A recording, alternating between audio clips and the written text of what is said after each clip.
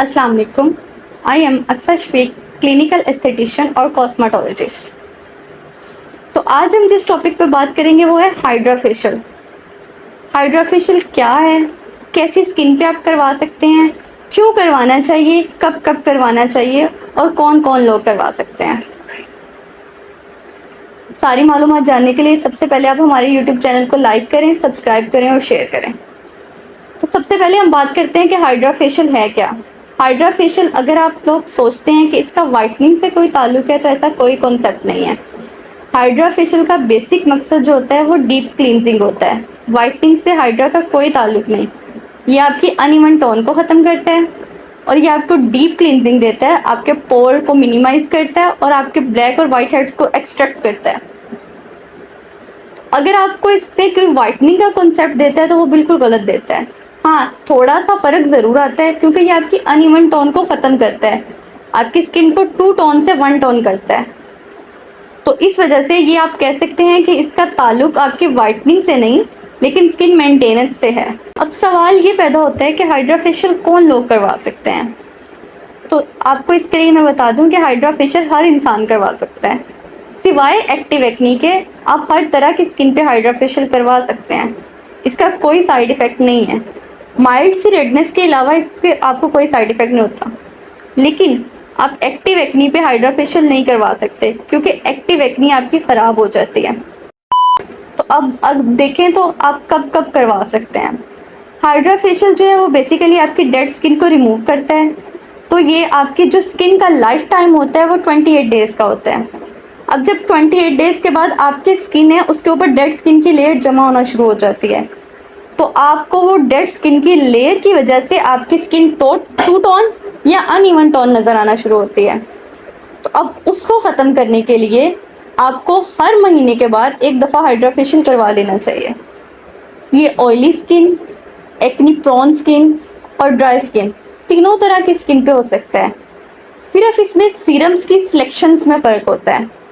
Oily skin के लिए आप ऑयल फ्री सीरम यूज़ करते हैं या जो वो सीरम यूज़ करते हैं जो आपकी स्किन के ऑयल को कंट्रोल करता है। एक्टिव एक्नी पे आप नहीं करवा सकते लेकिन एक्नी प्रोन स्किन पे करवा सकते हैं जिस पे वक्तन वक्तन एक्नी बन जाती है। उसके लिए आप एक्नी कंट्रोल सीरम्स यूज़ करते हैं और कॉम्बिनेशन स्किन आ जाती है। कॉम्बिनेशन स्किन पे भी तो आप हाइड्रा करवा सकते हैं, कोई मसला नहीं है।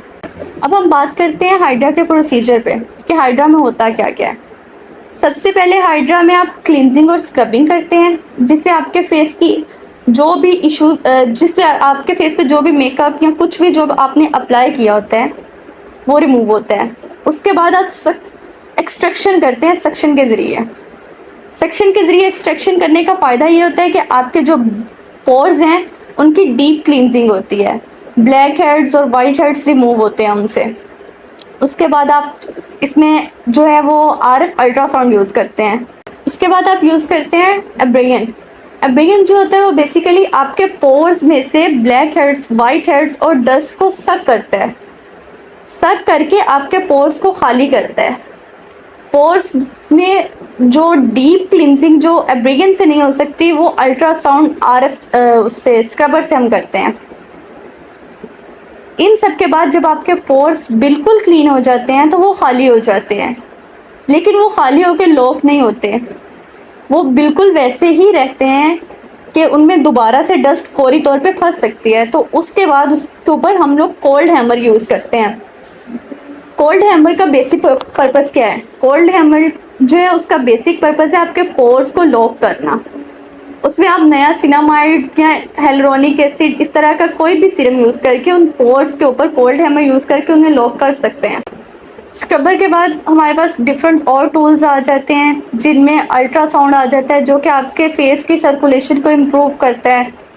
इसके अलावा आरएफ आ जाता है। आरएफ का जो पर्पस होता है वो आपकी जॉ लाइंस को वेल डिफाइन करना होता है, आपके रिंकल्स को रिड्यूस करना होता है, फाइन लाइंस को कम करना होता है। इसके अलावा हमारे पास अंडर आई के लिए, डार्क सर्कल के लिए डिफरेंट टूल्स आ जाते हैं।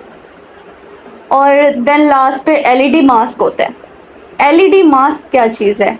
एलईडी मास्क में डिफरेंट किस्म की लाइट्स होती हैं जिनका डिफरेंट पर्पस होता है। बेसिकली तो ये एक रिलैक्सेंट थेरेपी है जिसमें थोड़ी सी हीट आती है जो कि आपके पोर्स को भी रिलैक्स करती है, आपके स्किन सेल्स जो पूरे प्रोसीजर के दौरान डिस्टर्ब हुए हैं उनको रिलैक्स करती है, उनको सूथिंग इफेक्ट देती है। इसके अलावा इसमें लाइट्स में कलर होते हैं। अब जो डिफरेंट कलर होते हैं उनका डिफरेंट पर्पस होता है। जैसे हम ग्रीन लाइट जो है वो एक्नी प्रोन स्किन के लिए यूज़ करते हैं। जो रेड लाइट होती है वो हम लोग एंटी एजिंग पर्पस के लिए यूज़ करते हैं।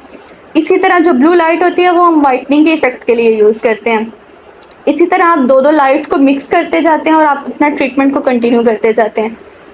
कंप्लीट प्रोसीजर के बाद आप पेशेंट को गाइड करते हैं कि उसने ये प्रोसीजर कितने दिनों के बाद करवाना है। तो आपने उसको 1 हफ्ते के बाद दोबारा से प्रोसीजर के लिए सेटिस्फाई करने हैं कि ये आपका वो जो प्रोसीजर है इसका इफेक्ट आपको 28 डेज तक रहेगा, क्योंकि आपकी जो स्किन का ड्यूरेशन टाइम है वो 28 डेज है।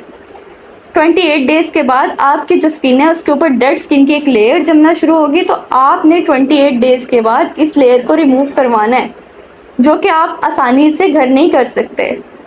अगर आप अच्छी क्लींजिंग और स्क्रबिंग करते रहते हैं तो वो लेयर उतनी ज़्यादा नहीं जमा होती, लेकिन जमा फिर भी होती है।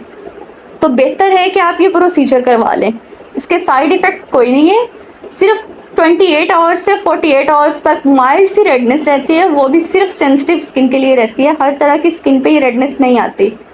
तो प्रोसीजर के बाद जो रेडनेस, जो ऐसी चीज़ों के माइल्ड से इफ़ेक्ट आपको आते हैं, उनका कोई आपने इशू नहीं बनाना, वो नॉर्मल है। क्योंकि जो आपकी सक्शन होती है और जो आपकी अल्ट्रासाउंड स्क्रबिंग होती है ना, उससे थोड़ी सी रेडनेस आती है क्योंकि वो डीप क्लींजिंग करती है। तो एज सच इसका कोई साइड इफेक्ट नहीं होता है। ये निशान या इससे जो भी ऐसा कोई हल्की सी रेडनेस आती है ये वक्ती होती है, ये 24 से 48 घंटों के दौरान सॉर्ट आउट हो जाती है। उसके बाद ये बिल्कुल नॉर्मल हो जाती है। उम्मीद करती हूँ कि आपको हाइड्रा के बारे में सारी अच्छे से डिटेल मिल गई होगी। मज़ीद मालूमात के लिए आप हमारे यूट्यूब चैनल को सब्सक्राइब करें, लाइक करें और शेयर करें, और इस तरह की बहुत सारी वीडियोज़ आती रहेंगी।